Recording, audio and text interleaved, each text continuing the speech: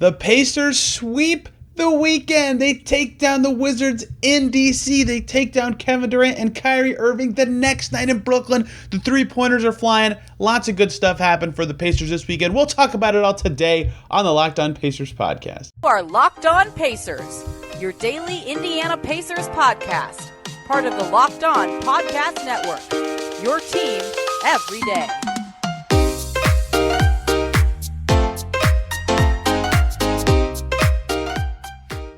Welcome in to another edition of the Locked On Pacers podcast, where we, of course, talk about the Indiana Pacers. As always, my name's Tony East. I cover the team for Forbes and SI, and wow, oh wow, do we have a stunning weekend to cover from the Indiana Pacers basketball team, who entered it at 1-4, floundering in Chicago, only one win over the lowly Pistons, and come out of it 3-4 with two electric double-digit road wins against teams that one was considered to be a contender before the season, the other one was 3-1 entering the game in the Wizards. An incredibly impressive weekend from the Pacers, blowing the doors off of the Nets, setting a franchise record with 23 made three-pointers after handily beating the Wizards on ESPN on Friday night. Just an absolutely awesome weekend of basketball from the Indiana Pacers. We'll talk about it all today. The record, noteworthy stuff from both games, and areas where they can still grow and improve, as they are now 3-4 after a better start than many, including myself, predicted they would be off to. We will start with the record-breaking game in Brooklyn and the more recent game, but we will talk extensively about the Wizards game in the second segment, as well as stuff this team can still build on. So I have to tell you a story to talk about this Nets game, because I was at a wedding for one of my best childhood friends on Saturday night. So I missed this entire game, but only kind of. So I have Twitter notifications on for the Pacers Twitter account, just so I don't miss anything newsy that they put out, as well as I have a person, I won't say who, that I message before every game I'm going to miss, and I say, hey, if something happens, shoot me a message, like a big injury, a big play, something like that. If I know, I can, keep up with the commentary and be prepared. And so, nothing to the note of needing a message happened, but I did find out from the Pacers Twitter account that the Pacers won. I knew that, and I knew they set the franchise record for threes before the game even started, right? So I watched it Sunday. I got home and I said, okay, let's watch this game so I can write about it and podcast about it. And in the first 6 minutes, the Pacers had 6 points, and their interior defense was awful. Royce O'Neal was carving them up, getting into the paint, finding Nets teammates. Royce O'Neal had 5 assists in this game, right? Royce O'Neal's not an offensive creator. The Pacers had 11 points in 8 minutes, and they had a different starting lineup. Myles Turner didn't play. Aaron Nesmith didn't play. They have an awful start to the second quarter. They look horrible. They look absolutely horrible. So I'm really confused. I'm like, is this like a prank somehow? Am I like dreaming that I saw this? Like the Nets are up by 10 points with 9 minutes to go in this quarter. Like, what is going on? Because I knew they won. So I joked to my girlfriend in the middle of the second quarter. It's a 7-point game with 7 minutes to go in that quarter, and I thought, something is up. That I know they're going to make a million threes, and I know they're going to win, but they look horrible in this game. And then Bennedict Mathurin checks in and just completely changes this NBA basketball game, this Pacers game, and it turns from a game where the Pacers look like they're going to get run over by a team with Kevin Durant and Kyrie Irving and apparently Royce O'Neal, and they turned into one of the most potent offenses I've ever seen, one of the most impressive shooting performances I've ever seen, the best I've ever seen from the Pacers. Obviously, they set a franchise record. And Mathurin in the first half was looking like, before a franchise record was at stake, the story of this game, right? He was awesome in the first half of this basketball game. He totally changed the Pacers' fortunes when he came in. He finished the half with 22 points, 3 rebounds, and an assist, hit 4 threes, got to the line for 8 free throws. All the stuff that's made him so electric and unstoppable as a rookie, all lined up at the same time in this half, right? Catch and shoot threes, the off-ball movement to get them was impressive. He even took one off the dribble in that half, getting to the line for 8 free throws, going right at Nick Claxton, taking it right at Stars, right? In the midst of this game where the Pacers looked really clunky and off, he came in and did all this stuff that he's setting franchise records for rookies and keeping up with some of the best in league history for rookies. He did it all in the first half. And for a guy who's really struggled to kind of get the feel for the games in first halves, right? In Chicago, even in DC when they won, in Philly, he's been a second half player for the last couple of games. To see him start like this was huge for the Pacers. It was awesome for him, of course, and it was awesome for the Pacers. So he changed the complexion of this game from, okay, the Pacers are kind of struggling, but they're still in it. So, okay, I think they were tied or, down by like 6 when all of a sudden, the part I knew that happened but hadn't actually seen it yet, the 3 started clicking. And it's funny to know in retrospect that they set the franchise record for threes considering that they shot so poorly from deep in the first quarter of this game, right? In the first quarter, they were 3 for 9, right? That's a normal, I guess, 3-point shooting quarter. But that made me know that, like, at some point of me watching this game, there's just going to be this run where the Pacers just absolutely can't miss. And after Mathurin came in and changed the game and changed sort of the momentum, that's when it was. They went 8 for 12 from deep in the second quarter. Everything was clicking, right? Buddy Hield just bombing away. Tyrese Haliburton couldn't miss him. Mathurin himself couldn't miss them. Like, they looked unstoppable. And those guards who've been shooting well recently continued to do that in this game. Now, obviously, a franchise record night means you were shooting well. You were feeling it. The Nets defense is terrible. The Nets defense is so bad. They blitz the wrong guys at the wrong times, and they don't put hands up a lot on shooters. And the Pacers have some good shooters, especially when they're hitting this well and had 11 threes at halftime. But credit to the Pacers, right? There is a level of you are doing better even than bad defense. The Pacers played bad defense against the Spurs last Friday. But the Spurs shot a bajillion% from 3 in a level that, even with bad defense, is above expectation. The Pacers did that in this game. They were drilling shots. It was an incredible display of shot making in the first half. So they go into halftime with this ton of momentum, right? Ton of momentum. They're only up by 1, though, and they're playing Kevin Durant and Kyrie Irving and the Nets, who are a good team. They have to keep it rolling in the third quarter, and Rick Carlisle finally does something that a lot of fans have been clamoring for. And in this game, when he's clicking like this, it made sense. Ben Mathurin into the starting 5. Third quarter starts. Mathurin is in for Duarte in the starting 5. So it was Haliburton, Hield, Mathurin, Smith, and Jackson, because Turner was not playing as well as he was recovering still from that ankle injury. They're not ready for back-to-backs there. So Mathurin starts the third quarter, and the Pacers just jump absolutely all over him to start that quarter. They couldn't miss, and they rolled the rest of the way. They only ended up winning the third quarter by 1, but having a very nice second half because their offense was so potent and they were shooting so well in this game, right? Pull-ups going in. Haliburton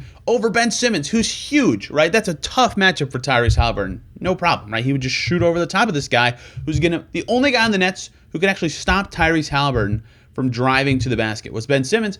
So you just pull up over his face. No problem. I'll just shoot right over you, right? Buddy Hield, it didn't matter who they put on him. He was pulling up over the top, right? They were killing it in that situation. Off of passes, no problem. Total team passing effort, 31 assists. Their offense was totally humming. They were finding the right guys, moving around. 30 assists against the Wizards as well. Like, really good passing weekend for the Pacers. Really good team effort. So they were just, this is going to be the case when you set a franchise record, but everything was working, no matter what type of 3 they got. A kick out to the corner from a big, Haliburton finding somebody, a pull-up over whatever defender, they were going in. It was really an impressive display of shot making, and their 2-pointers weren't even falling that well, but they found a way to overcome it.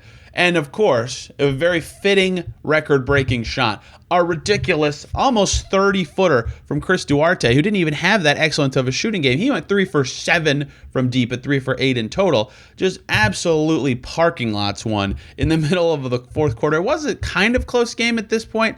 I guess close is a little bit of a stretch. 31 feet. They were only up 7. Duarte just launches one and drills it. It puts the Pacers up by 10. They end up winning by 9, so that, I guess you could call that the game-winning shot. So just massive stones from Duarte there, and then one more from Mathurin later in the game. That was probably the dagger. It put him up 12 with 2.5 minutes to go. Brilliant shooting game for the Pacers. And Bennedict Mathurin, excuse me. I keep hearing announcers call him Ben, and then it gets in my head, even though he said to me and a lot of people, it's Bennedict. So Bennedict Mathurin, apologies, was just awesome. I mean, any game you hit 6 threes is going to look awesome, but the 10 free throws was there. And he had 2 assists, and he had 5 rebounds. Like, he just was doing all the stuff that makes him look awesome all night against a Nets team that has stars, that have guys that are, in theory, intimidated to go against for a rookie on the road. Mathurin said, nah, I'm already really good. I'm going to go right at you and score. So in a huge road game against a star-studded team, Ben Mathurin and the Pacers, absolutely ridiculous. They break their franchise record of 21 threes that they had before and instead hit 23. Bennedict Mathurin has the best game of his career with 32 points and starts the second half. I typed 3 and half in my notes because apparently I don't know how numbers work. What an impressive offensive display from the Pacers. Defensive stuff, yeah, we'll talk about that in the third segment. Still some work to do for the Pacers on that end of the floor, but overall, a pretty fantastic offensive night for the Pacers. Some other stuff I want to highlight because obviously a record-breaking night, 32 points from the star rookie deserves a lot of talk. But Isaiah Jackson was also spectacular in this game. His best game of the season by a mile. There's really no discussion. 8 for 13 from the field, 10 rebounds, 4 assists. He had this beautiful little no-look scoop pass to Jalen Smith on a layup and another nice interior dime to Mathurin for a bucket. 2 steals, 1 block, plus 25. No one else in the Pacers was even plus 10. He was plus 25. 18 points, double-double. Isaiah Jackson was brilliant in this game. He was all over the place. Thing number 2, James Johnson playing a lot, right? O'Shea Brissett, 2 minutes and 42 seconds. Terry Taylor, 14 seconds. Those guys combined for less than 3 minutes. James Johnson plays nearly 15. He played 14 minutes and 19 seconds. There was no Myles Turner in this game. They played different guys against the Wizards. The front court was, Jackson, for all his good things, was in foul trouble. He had 4. Jalen Smith had 3.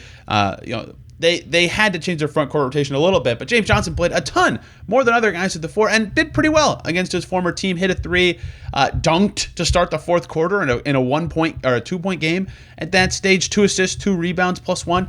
James Johnson contributing in the rotation. I thought that was noteworthy. And the last thing, TJ McConnell, not on the injury report, but does not play. He has a sore knee. He is on the injury report as questionable for the game against the Nets tomorrow. That was surprising, and we will talk about the backup point guard play. So, weird game for me because I knew the result and I knew there was records, but all the stuff that led to that, all the stuff that led to this awesome Mathurin game and the threes and the win came after a pretty atrocious first 15, 20 minutes for the Pacers that they just totally overcame and looked spectacular, absolutely spectacular in the second half, as well as down the stretch of the second quarter, especially offensively. It's fun to have these games. It's also tough to say they can build off it because you cannot build off of a franchise record-setting kind of night, but a really impressive win from the Pacers against a good Nets team. Despite their record, the Nets had played only playoff teams from last year until this Pacers game. They'll get another crack at each other tonight. Should be really fun. I won't do a game preview segment because everybody knows about the Nets. They just watched them play Saturday night. But let's talk about the other fun game from this weekend. I would have led with this game had the Nets game not been so impressive. Pacers, who usually stink it up on national TV, play awesome. Their most complete game of the season, beat the Wizards by double digits on the road in the nation's capital. Let's dive in.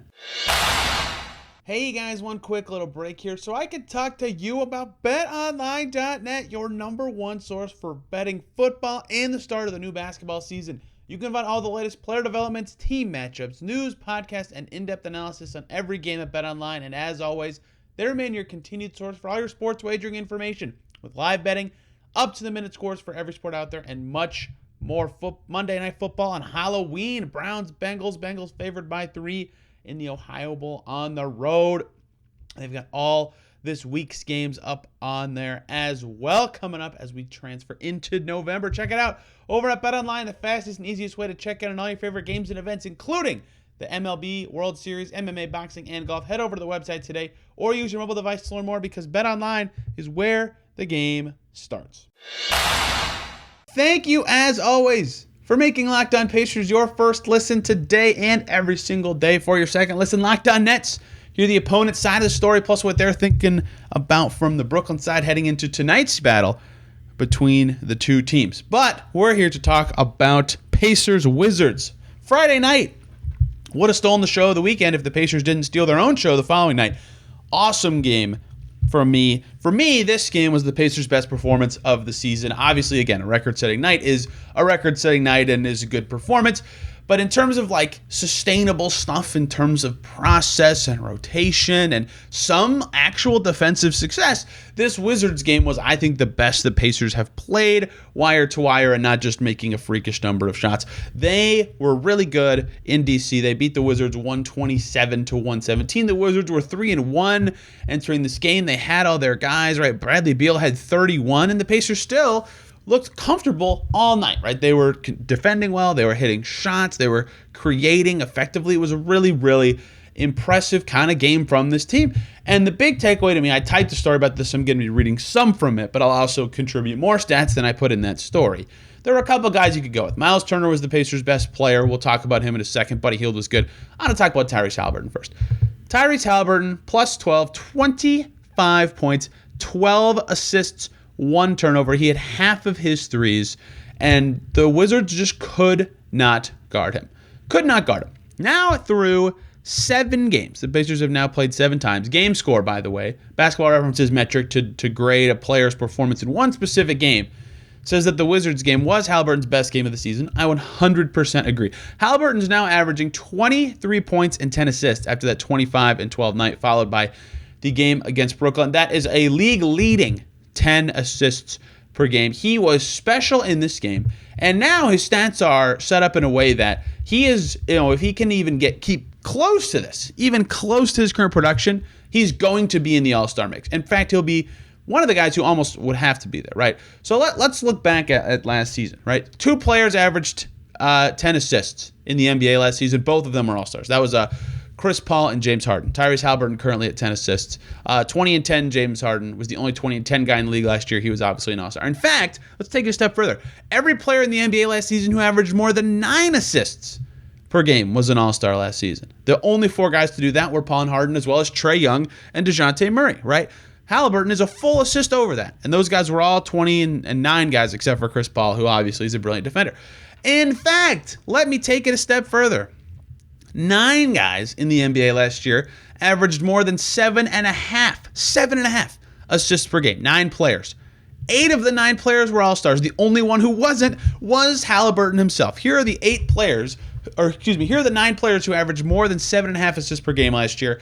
LaMelo Ball, All-Star. Nikola Jokic, MVP. Darius Garland, All-Star. Luka Doncic, MVP candidate, as well as Murray, Young, Harden, and Paul. All of them being 20 points per game scorers, with the exception last year of Haliburton and Chris Paul. If Haliburton keeps up these numbers, he is almost certainly going to be in the All-Star discussion when the time comes, because everyone who can do that on offense merits those discussions. LaMelo made it on a crappy defensive team last year. That was, they snuck into the play-in. Same with DeJounte.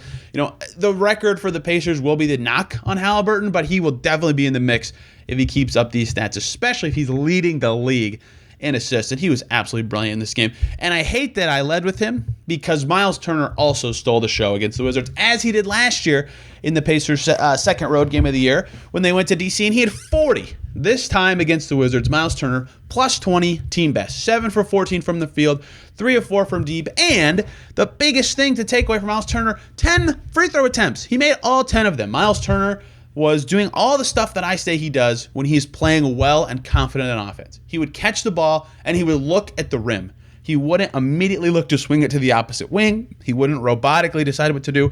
He would process the defensive situation and sometimes put it on the floor, and sometimes find a shot, and sometimes pop and roll. And he was just making all these decisions that made the defense think instead of brain off kind of decisions. And he was so much more forceful in this game because of that on the offensive side. And obviously he made shots. That's a big factor. Going 3 or 4 from deep is huge, but 10 free throw attempts, that's all him, right? That is, well, not all. Some guys set him up in those situations, but he himself was so much more forceful on offense in this game in a way that, sometimes he can be when things are catching up. And, remember he said after that Bulls game, the game was moving fast for him, like his mind was moving faster than his body. Clearly in this game, he got caught up to game speed. Now, I get why they're being cautious with his ankle injury back-to-back and things like that, but what an impressive performance from Turner to figure that out on offense and not to give up anything on defense. 5 blocks for Turner in this game. He was fantastic, magnificent, whatever word you want to use. If he can, he says he wants to play center. He's by himself there, right? Smith's more perimeter-oriented and out of the way, and Smith was also good in this game.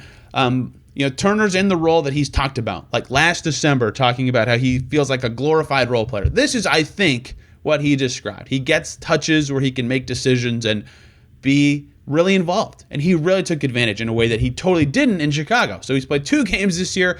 One was a stinker and one was fantastic. Finding the medium or continuing to be this guy like he was in DC will be key for him. But obviously some of it's making shots. Some of it was being really special, getting to the line. He is off the injury report. Looks like he'll play against Brooklyn and show potentially which player he's more likely to be in games going forward.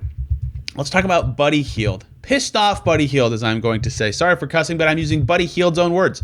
Because when talking to him after the Bulls game, right, he had a ton of points that night. I forget the exact total. He had 25 in Chicago, right? And after the game, he said things that helped him play well in that game. He said moving in space, moving with purpose, and getting pissed off. That's what he said in the locker room. And so I said, Buddy, what makes you say that you were pissed off? Is it the way you were playing? Or is it the way the team was playing and you were reacting? Or is it a mental shift for you that you had to ignite in yourself? And he said it was that one. He wanted to ignite himself, getting after it and getting pissed off. And then again, 2 days later after saying that, fantastic against the Wizards. 5 for 9 from deep, 25 points. When the Wizards got it close within 5 in the fourth, he had these huge run-killing shots, was burying threes in the first half to keep the Pacers afloat. Really special game from Buddy Hield. Pissed off Buddy Hield is fantastic and makes up for his bad defense by being a wonderful offensive player, and he has continued to carry that through the Nets game as well. So fantastic work for him. That was actually a game I think that this Pacers team can build off of, right? Not only did their offense look good, and I just said, it's harder, like you can build off of that Nets win that they had too, but you can't improve off of a franchise record for threes. Now, the Pacers did shoot 52% against the Wizards. They shot so well from three this weekend that it's unsustainable for sure. It wasn't a franchise record requiring game. They did hit a ton of threes, right? 15 is a lot. They'll win a lot if they hit 15 threes, but this is a game where, they just kicked their butts. They made the threes open. They had 30 assists in this game as well. They only had 13 turnovers, right? They had 33 free throw attempts. They were just clicking on offense in a way that is a little more sustainable than we hit 23 threes. And that's not to say that they don't deserve to win on Saturday. It's hard to explain what I'm saying because they played amazing against the Nets, but in a way that is not something you can do all the time. In fact, they've never done it in franchise history before. They've hit 15 threes a lot, right?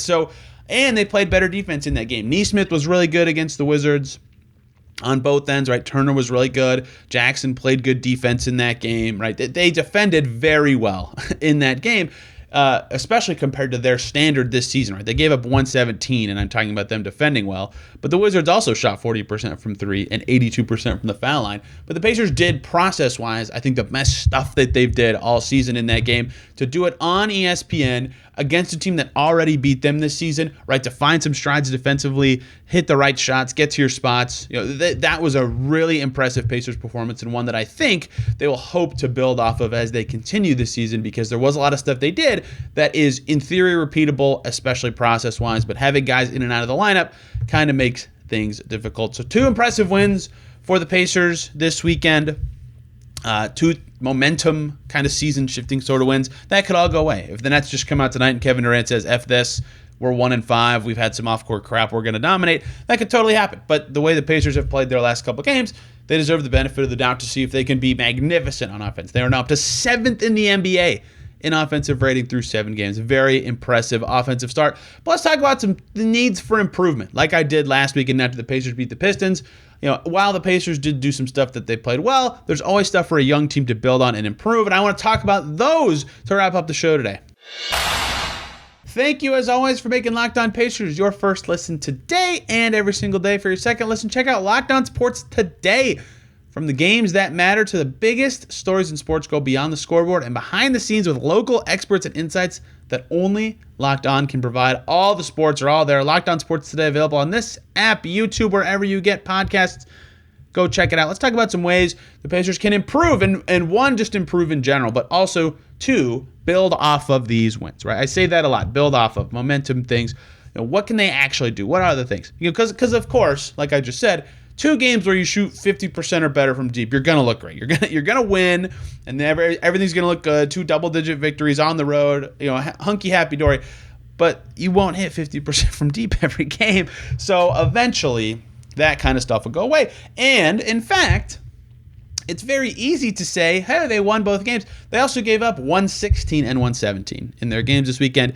Defense, still very much yikes for the Pacers. And that's going to be, I think, I don't want to beat that to death talking about stuff they need to improve on, but it has to be discussed. Their defense has not been good this season, right? They have overcome it with some good offensive games and good defensive stretches they had some, 2.5 good offensive quarters against Detroit.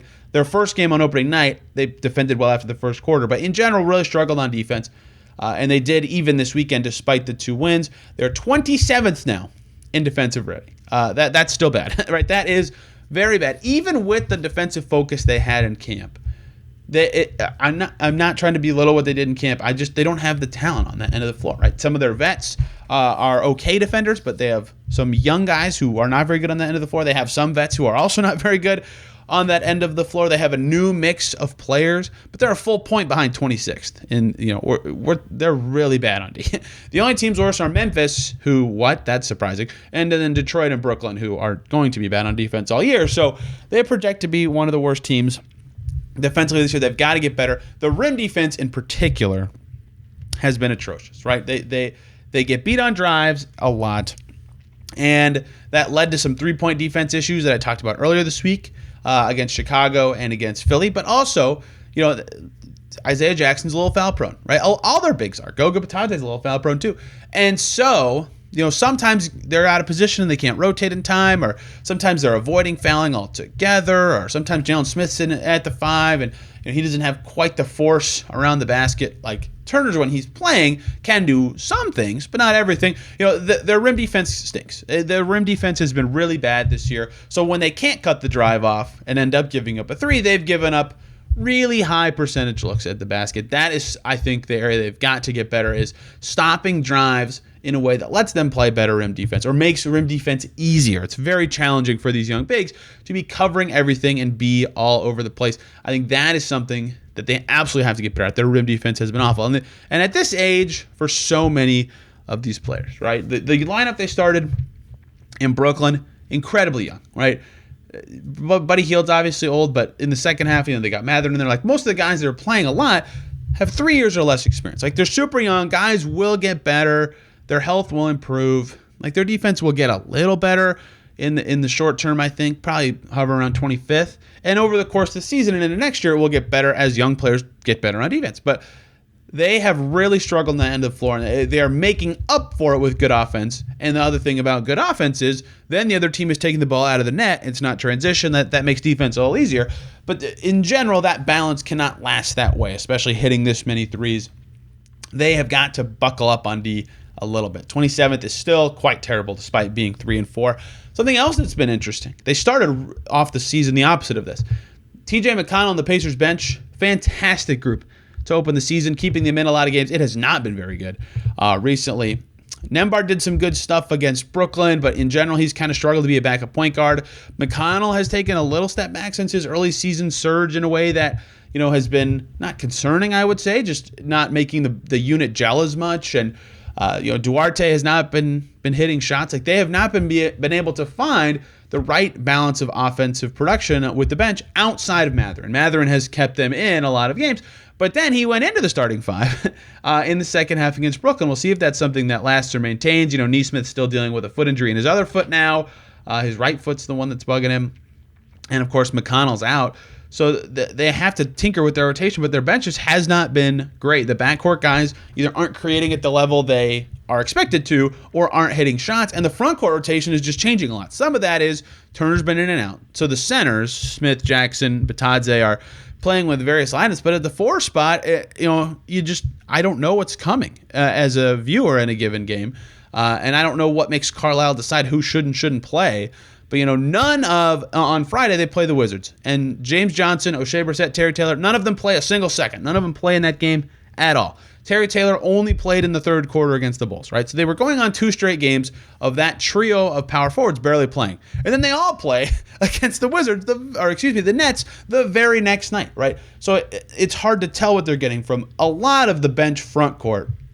And so I haven't talked to I don't travel unless the game's close enough for me to go.